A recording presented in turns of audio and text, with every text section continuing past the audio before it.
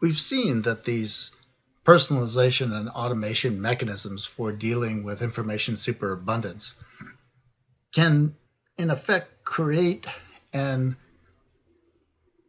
a horizon in an information environment based upon someone's preferences, someone's associates, and not based on information that would be useful to them or is accurate or is the sort of thing that they ought to be confronted with to be made aware of alternative perspectives. The combination of personalization and automation within the context of social media also brings social cognition into account in a way that is potentially dangerous.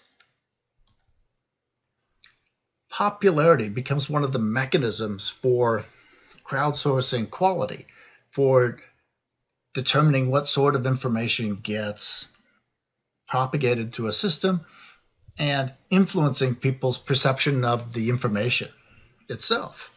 And this, in turn, has been exploited by the manufacture of popularity.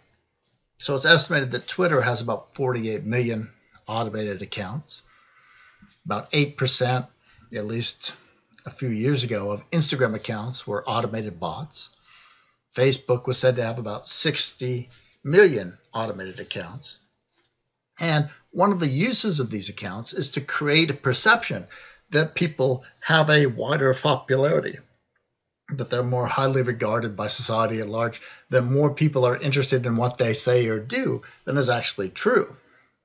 And this has both political and economic consequences. Social media influencers can earn a significant amount of money if they have a large enough following.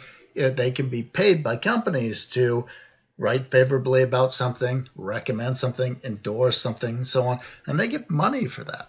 And so one of the phenomena that you see in the last few years is this rise of people who are buying automated or fake accounts in order to give the perception that they are social media influencers, or that they are popular or respected, or that their word is trusted by millions of people. So an example of this, right, is 4% of the retweets of Donald Trump tweets during the 2016 election were in fact not by human beings at all. They were retweets by Russian bots, by automated programs that retweeted what he said. This gave the impression that more people were following Donald Trump, were approving of what Donald Trump said, thought what Donald Trump said was relevant for other people, and so on. So the popularity aspect, the social cognition aspect of this can't be dismissed.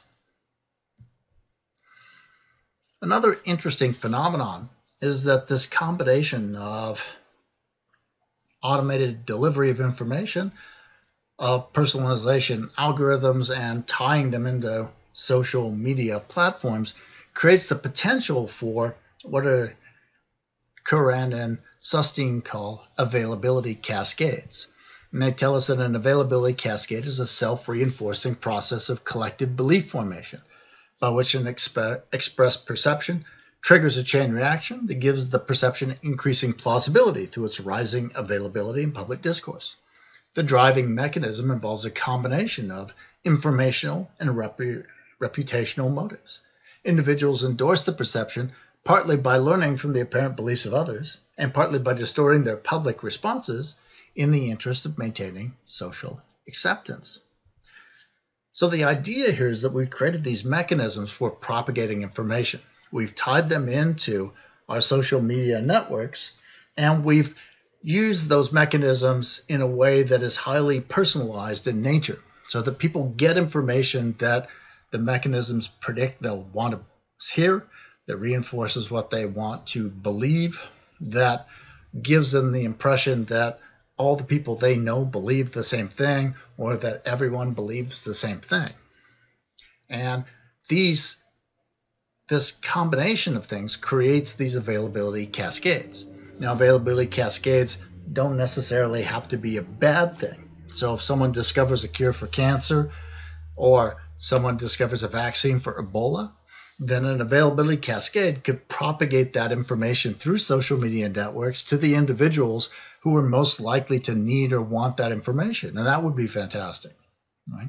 The thing is these mechanisms are indifferent to intent or quality of information, or whether or not the propagation is being caused by bots or by actual individuals. So one of the examples that I've got up here on the left is a tweet by then campaign manager Corey Lewandowski during the 2016 election.